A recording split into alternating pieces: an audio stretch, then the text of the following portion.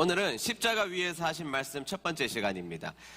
십자가 위에서 하신 말씀입니다. 오늘부터 3주간 부활절을 맞이하기까지 십자가상에서 예수님이 하신 말씀 7가지죠. 그래서 그것을 우리는 십자가 위에서 하신 말씀이다. 그래서 가상칠언이라고 합니다. 뭐라고 한다고요? 네, 가상칠언이라고 하는데요. 가상칠언이라고 부르는 말씀 중에 전부는 아닐지라도 일부를 여러분들과 함께 살펴보도록 하겠습니다. 예수님이 십자가 위에서 하신 이야기들을 나누려고 합니다. 자, 첫 번째는 예수님은 십자가에서 용서를 말씀하셨습니다. 다 같이 읽어볼까요? 시작. 예수님은 십자가에서 용서를 말씀하셨습니다. 34절 상반절을 보겠습니다. 34절 상반절 다 같이 읽습니다. 시작. 예수님께서 말씀하셨습니다. 아버지, 저 사람들을 용서하여 주소서. 저들은 자기들이 하고 있는 일을 알지 못합니다. 아멘. 지금 예수님은 십자가에 달리셨습니다. 가장 잔혹한 처형대인 십자가에 달려서 비참하게 죽으셨습니다. 예수님은 죄가 없으셨습니다. 죄가 없으신 분이 십자가에 달리셨고, 그리고 못 박히셨고 가시관을 쓰셨습니다. 그리고 그 십자가 밑에서는 평소에 사람들이 하는 것처럼 온갖 조롱의 말들이 끊임없이 올라오기 시작했습니다. 네 꼬라지가 그렇게 된 것은 너의 죄 때문이야. 사람들 보고 로마 병정들을 향하여서 죽이려면 더 잔인하게 죽여, 비참하게 죽여. 저놈들은 다 나쁜 놈들이야. 비참하게 죽여야 마땅한 이야기들이야. 마땅한 것이야. 라고 그 이야기들이 십자가 밑에서 예수님을 향하여서 끊임없이 올라오고 있는 바로 그 상황이었던 것이죠. 죽이라고 그렇게 하면서 침뱉음을 당하시고 비극적인 십자가에 달리시게 되었던 것입니다. 그런데 그 현장에서 예수님이 뭐라고 하셨느냐? 아버지, 저 사람들을 용서하여 주소서. 하나님 아버지, 저 사람들은 자기가 지은 죄를 알지 못합니다. 그래서 저 사람들을 하나님 용서하여 달라고 용서의 말씀을 첫 번째로 예수님은 십자가 위에서 우리에게 하셨다는 것입니다. 여러분, 용서의 문제 앞에서 오늘날 우리들은 인류 전체를 용서할 책임이 우리에게 주어지지는 않았다고 생각합니다. 그리고 그러할 능력도 우리에게는 없다고 저는 생각합니다. 책임도 주어지지 않았고 할 수도 없고 할 능력이 우리에게 있지는 않습니다만, 그러나 분명한 것은 우리에게 주어진 삶의 터전에서 우리도 역시 예수님이 십자가상에서 용서를 선언한 것처럼 우리의 삶도 용서의 삶이 되어야 한다는 것이죠. 우리의 삶이 어떤 삶이 되어야 된다고요? 네, 용서의 삶이 되어야 한다는 것입니다. 그러면 여러분, 우리의 삶에서 이 용서가 참 어려운, 고통스러운 이 용서가 실천되기 위하여서 우리는 어떻게 해야 할까요? 자, 여러분들의 인생 가운데 용서의 문제가 앞에 모두가 서 있다고 저는 생각합니다. 다 인생 가운데 누구나 다 한두 명씩은 용서하지 못하는 우리들의 마음을 가지고 있다고 생각하는데, 그런 마음이 있는 우리들은 이 용서 앞에서 실천하려면 어떻게 해야 될까요? 자, 첫 번째는 용서는 상대를 위한 기도로부터 시작해야 한다는 것이죠. 다 같이 읽어볼게요. 시작. 용서는 상대를 위한 기도로부터 시작해야 합니다. 자, 예수님은 십자가 위에서 무엇을 말씀하셨다고요? 용서를 말씀하셨습니다. 무엇을 말씀하셨다고요? 자, 용서를 말씀하시고 그 용서가 실천되기 위해서 우리는 기도로부터 시작해야 된다는 것입니다. 기도로부터 시작해야 된다. 자, 여러분, 예수님의 가상칠언의 시작이 뭐냐? 먼저는 아버지여 이렇게 부르며 기도를 하고 계신다는 것입니다. 아버지 하면서 기도로부터 가상칠언이 시작되고 있다는 것이죠. 자, 여러분, 중요한 메시지입니다. 우리가 인생을 살면서 용서해야 될 사람들이 있습니다. 네, 그 사람을 용서하지 않으면 됩니까? 용서해야죠. 자, 용서해야 될 대상이 있죠. 도저히 용서할 수 없을 것 같은 내 마음과 내 정신세계와 용서할 수 없는 큰 상처를 받았음에도 불구하고 하나님을 믿는 사람이라면, 십자가를 마주 대한 사람이라면 우리는 용서의 자리로 나아가야 된다는 것이죠. 그런데 용서가 쉽지 않잖아요? 용서해야 되는데 용서하기 쉽지 않을 때 우리가 가장 먼저 해야 될 일이 뭐냐? 그것은 하나님 앞에 기도하는 것으로부터 시작해야 된다는 것입니다. 용서가 되지 않습니까? 첫 번째 해야 될 일이 뭐냐? 기도부터 시작해야 된다는 것이죠. 마태복음 5장 44절에 보면 이런 말씀이 있죠. 마태복음 5장 44절 다 같이 읽습니다. 시작. 그러나 나는 너희에게 말한다. 너희의 원수를 사랑하여라. 너희를 박해하는 사람들을 위해 기도하여라. 아멘. 자, 이것은 예수님께서 우리에게 해주셨던 말씀이라는 것입니다. 이 말은 이런 의미가 아닐까요?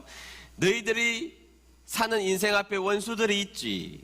그리고 그 원수들을 사랑하는 게 힘들지, 역겹지. 너를 핍박하는 사람들이 내 주위에 너무 많지. 그러나 그 사람을 용서하기 힘들다는 것을 내가 너무나 잘 알아. 근데 이기는 방법이 뭔 줄 알아? 그것은 기도하는 것이야. 그렇게 분명하게 예수님이 말씀해 주고 있는 것입니다. 원수를 사랑하여라. 박해하는 사람들을 사랑하는 건 어려운 것이지만, 그러나 이 문제는 기도함으로부터 출발할 수 있고 시작할 수 있고 승리할 수 있다는 것이 예수님께서 우리에게 말씀해 주신 가르침이라는 것입니다. 다윗 보세요, 여러분. 다윗은 원수가 얼마나 많았습니까? 뭐 다윗이 나쁜 짓 한 거 있습니까? 어려운 그 일라 백성들을 구원해 주었고, 왕이 아님에도 불구하고 그는 왕처럼 많은 사람들을 메시아적으로 구원해 주는 일들을 감당했잖아요. 수많은 어려움을 예수 하나님의 이름 때문에 희생하고 헌신하고 결단하며 살아갔던 그 다윗에게 얼마나 원수가 많았습니까? 얼마나 억울했겠습니까? 얼마나 고통스럽겠습니까? 다윗이 이렇게 이야기합니다. 시편 109편 4절 보세요. 제가 읽어볼게요. 나는 사랑하나 그들은 도리어 나를 대적하니. 자, 그 다음 읽어보세요. 시작. 나는 기도할 뿐이라. 믿습니까?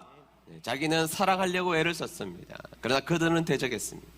자신은 어려움을 당하고 있는 백성들을 건져내기 위해서 목숨을 걸고 싸웠습니다. 그러나 그들은 자신을 대적했습니다. 도무지 이해할 수 없는 상황이 자신에게 등장했습니다. 자신은 헌신했는데 미워하는 사람들은 점점 많아지기 시작했습니다. 자신의 장인어른은 특공대를 조직하여서 자신을 죽이기 위해서 따라오는 이 무시무시한 상황 가운데 나는 그들을 사랑하고 싶으나 그들은 오히려 나를 대적할 때 나는 하나님 앞에 기도할 것밖에 없다라고 그들을 사랑하기 위해서 무엇부터 시작했습니까? 다시 해야 됩니까? 자, 무엇부터 시작했습니까? 기도부터 시작했습니다. 네, 기도부터 시작했다는 것입니다. 기도부터 시작했다는 것이죠. 여러분, 마음이 열리지 않는 여러분들의 용서해야 될, 여러분들이 져야 될 십자가가 있습니까? 용서해야 되는데, 용서해야지 될 텐데 용서하지 못하는 십자가가 여러분들의 인생에 여전히 있다면 용서에 앞서서 여러분들은 반드시 하나님 앞에 기도하여 용서할 수 있는 능력을 가지는 여러분 되시기를 주의 이름으로 축복합니다. 마음이 열리지 않는 용서의 십자가를 지고 계신다면, 그동안 포기했다면, 자, 이제 그 포기를 거두고 우리는 기도하여 용서할 수 있는 저와 여러분 되시기를 주의 이름으로 축복합니다. 두 번째, 용서하려면 시시비비를 가리는 일을 멈춰야 한다는 것입니다. 자, 다 같이 읽어봅니다. 시작. 용서하려면 시시비비를 가리는 일을 멈춰야 합니다. 34절 중반절을 보시면, 34절 중반절 다 같이 읽습니다. 시작. 저들은 자기들이 하고 있는 일을 알지 못합니다. 아멘. 자, 여러분, 로마 병정이 예수님을 못 박지만 이 예수님이 구세주인 것을 그들은 몰랐습니다. 이분이 죄 없다는 것을 저들은 몰랐습니다. 밑에서 욕을 하고 있지만 궁중심리로 욕을 하고 있는 수많은 사람들이 예수님이 자신을 구원해 주실 메시아라는 것을 꿈에도 몰랐습니다. 그리고 그들은 예수님이 죄 없다는 사실도 몰랐다는 것이죠. 그들은 아무것도 몰랐습니다. 몰랐다는 것은 용서하는 것이 정당한가 하지 않는가, 상대는 깨달았는가 깨달았지 않는가, 그것이 용서에게 있어서는 중요한 문제가 아니라는 것입니다. 상대가 깨달았는지 깨달았지 않았는지, 그런 것이 용서의 핵심의 문제가 아니라는 것입니다. 여러분, 용서는 나의 문제지 상대의 문제가 아닙니다. 여러분, 용서는 철저하게 나의 문제지 상대의 문제가 아니라는 것입니다. 그래서 예수님이 뭐라고 하십니까? 저들은 모른다는 것이에요. 저들은 모른다, 그 얘기는 용서의 문제는 나의 문제인 것을 설명하고 있는 것입니다. 여러분, 왜 용서를 하지 못합니까? 상대가 변화되지 않아서? 상대가 이만큼만 변하면 내가 용서할 수 있다? 성경적 용서가 아닙니다. 저들은 모릅니다. 용서의 책임은 저들에게 있지 않습니다. 용서의 책임은 나에게 있다는 것을 성경에서는 말씀해주고 있다는 것입니다. 나에게 있다는 것입니다. 그래서 여러분, 옳고 그름을 따져서 용서하는 경우가 없습니다. 옳고 그름이 따져져서 용서가 어떻게 됩니까? 이만큼만 다가오면 내가 용서할게. 그렇게 용서가 된 적이 어디 있습니까? 내가 결단하고 용서할 때만이 용서가 가능한 것입니다. 그래서 용서는 계산이 아니라 결단입니다. 따라하겠습니다. 용서는 계산이 아니라 결단이다. 믿습니까? 아멘. 네, 계산이 아니라 결단입니다. 저들은 자기가 하고 있는 일을 알지 못한다는 것은 용서의 문제는 상대의 문제가 아니라 나의 문제라는 것입니다. 여러분, 예수님이 용서하셨습니다. 그들 때문에 한 게 아닙니다. 그들의 문제 때문에 용서할 수 있는 게 아닙니다. 용서는 예수님이 결단하여 하나님이 주신 명령과 사명으로 예수님의 문제였기 때문에 예수님이 그들을 용서하셨다는 것이죠. 우리는 용서의 문제 앞에 서 있으면 계산을 하기 시작합니다. 어떤 것이 옳은지, 어떤 방식으로 이루어져야 되는지. 그렇지 않습니다, 여러분. 그렇게 용서가 진행되는 경우는 제가 본 적이 없습니다. 용서는 저들이 알지 못한다는 대전제 속에 나의 결단으로만 용서가 이루어진다는 사실이죠. 여러분, 하나님 앞에 기도했으면 하나님 힘 주실 것입니다. 힘 주시는 힘을 가지고 결단할 때 여러분들은 용서의 사람이 될 수 있다는 것을 믿는 여러분 되시기를 축복합니다. 세 번째, 용서는 막힘을 열림으로 만들어준다는 것입니다. 다 같이 읽어볼까요? 시작. 용서는 막힘을 열림으로 만들어 줍니다. 여러분, 용서하지 않으면요 답답합니다. 느껴보셨습니까? 네, 용서하지 않으면 용서하지 않은 사람의 마음이 답답해요. 여러분, 용서는요 불통이죠. 불통. 용서하지 못하는 순간이 되면 다 막혀져 있는 불통이 됩니다. 내 마음속에 거리낌이 있고 용서하지 못하고 이해하지 못하는 사람들이 주위에 많아지기 시작하는 사람들은 온갖 불통에 통하지 않는 자리에 서 있게 된다는 것입니다. 그러나 용서하면 막힌 것이 열리는 경험을 하게 됩니다. 용서는요, 엄밀하게 말해서 상대를 살리는 것은 예수님이 하신 것이고, 우리에게 일어나는 많은 용서들은 상대를 살리는 것이 아니라 나를 살리는 거예요. 막혔던 것이 해결되고 불통이 영통으로 바뀌는 일, 그 일이 내 인생 가운데 일어난다는 것입니다. 분명합니다, 여러분. 여러분, 예수님이 우리에게 기도를 가르쳐 주셨어요. 주기도문. 마태복음 6장 12절 보세요. 잘 알고 있는 말씀이죠. 우리가 우리에게 죄 지은 자를 사하여 준 것 같이, 우리의 책임이잖아요. 우리가 용서해야 된다는 거예요. 그렇게 한 것 같이 우리의 죄를 사하여 주시옵고, 우리가 이웃을 용서하는 것을 먼저 행한 다음에 주님, 나의 죄를 용서해 주세요. 여러분, 땅에서 매어야 하늘에서 매이고 땅에서 풀려야 하늘에서도 풀린다는 사실 기억하시기를 축복합니다. 하늘에서 풀려야 땅에서 풀리는 게 아니고 땅에서 풀려야 하늘에서 풀립니다. 그래서 여러분, 기도도 우리에게 죄 지은 자를 내가 용서하는 자리에 섰습니다. 주님, 작은 용서지만 그러니 주님 저에게 큰 용서를 주십시오. 그렇게 할 때 우리의 인생 가운데 막힘이 열림의 인생으로 바뀔 수 있다는 것입니다. 다시 한 번 더 이야기합니다. 용서하지 않으면 세상에 그것만큼 답답한 것이 없습니다. 용서하지 않는 가정, 그것처럼 답답한 인생이 없습니다. 용서하지 않는 사람들 간의 관계, 용서하지 않는 교회, 그것처럼 답답한 것이 없습니다. 용서할 때 나의 마음이 열리고 영도 열리고 하나님의 축복도 열리는 은혜가 있게 될 줄로 믿습니다. 두 번째, 첫 번째는 예수님은 십자가에서 용서를 말씀하셨습니다. 자, 두 번째, 예수님은 십자가에서 구원을 말씀해 주셨습니다. 다 같이 읽어볼까요? 시작. 예수님은 십자가에서 구원을 말씀하셨습니다. 예수님은 십자가에서 첫 번째는 용서를 말씀하셨어요. 두 번째는 구원을 말씀해 주셨습니다. 자, 오늘 본문 누가복음 23장 43절 보겠습니다. 43절 다 같이 읽도록 하겠습니다. 시작. 예수께서 이르시되 내가 진실로 내게 이르노니 오늘 내가 나와 함께 낙원에 있으리라 하시니라. 아멘. 자, 여러분, 옆 십자가 위에서 예수님이 강도를 구원하시는 이 장면은 구원의 모습을 너무나 멋지게, 너무나 정확하게, 너무나 신학적으로 우리에게 이해할 수 있도록 그린 장면이라고 저는 생각합니다. 구원의 핵심을 너무나 잘 이야기한 장면이 십자가의 강도가 구원받는 모습이에요.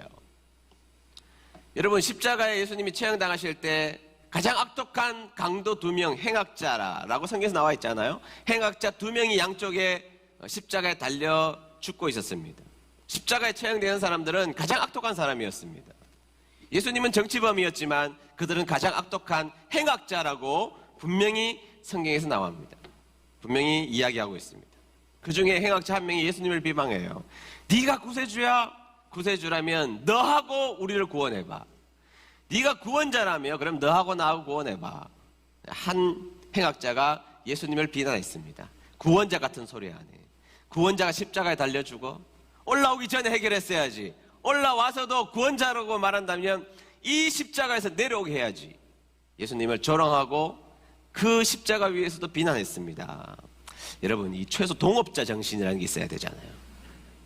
같이 십자가에 달려있는데 동업자 정신이 좀 있어야지. 이건 뭐 그런 정신도 없는 거예요. 그러니까 비난을 했습니다. 그러자 그 옆에 있던 행악자가 뜻밖의 이야기를 합니다. 누가복음 23장 41절인데요. 다 같이 읽어봅니다. 시작.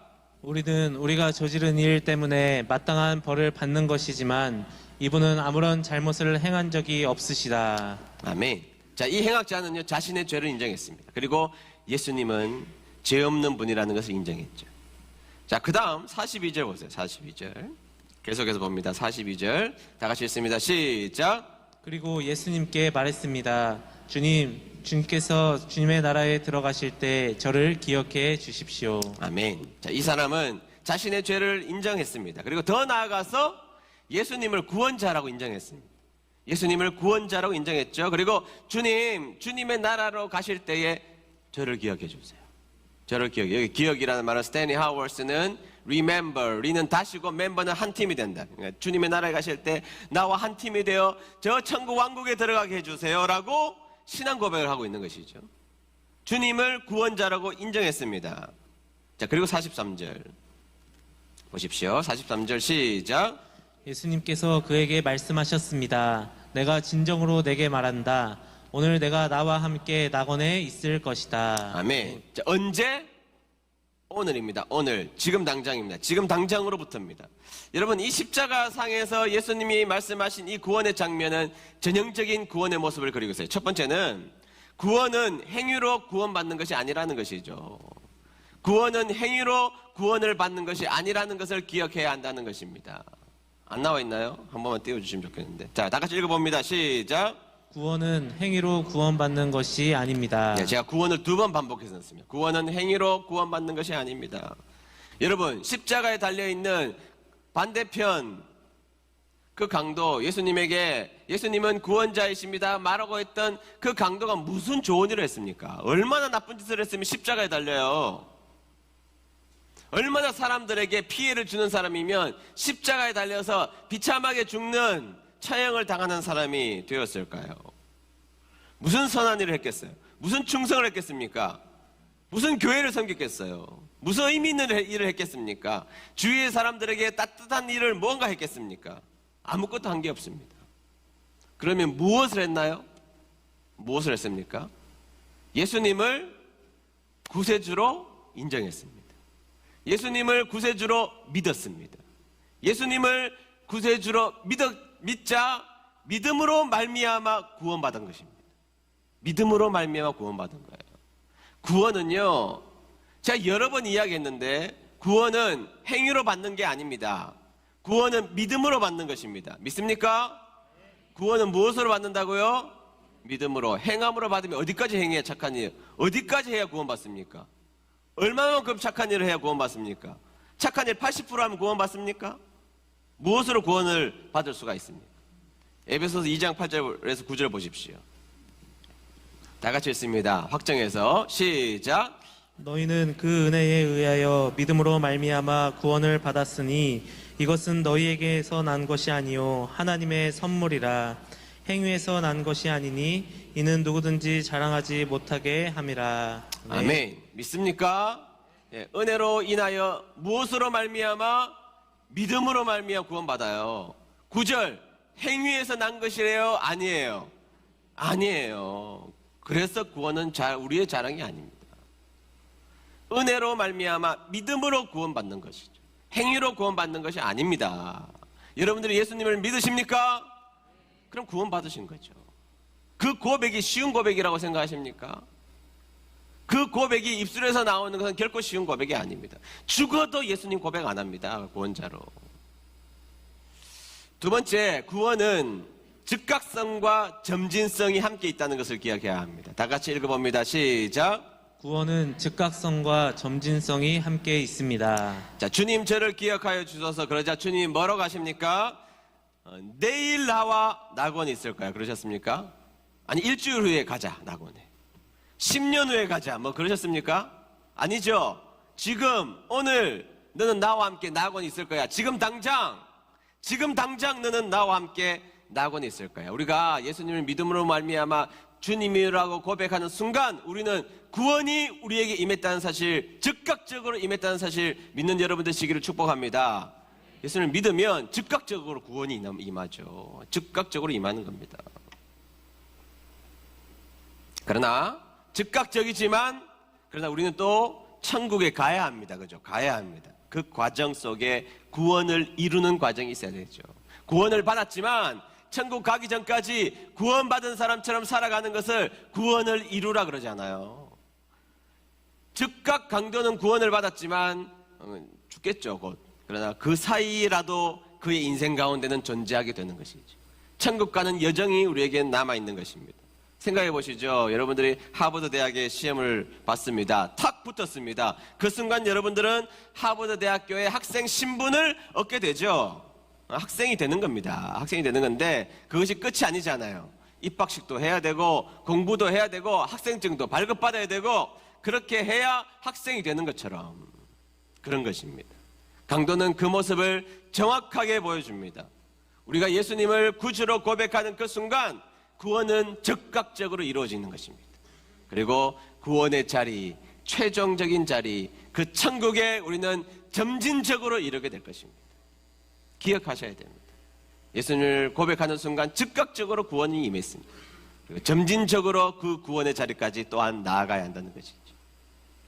구원은 행위가 아닙니다, 여러분. 구원은 즉각적으로 이루어지는 것이고 또한 점진적으로 나아가야 하는 것이죠.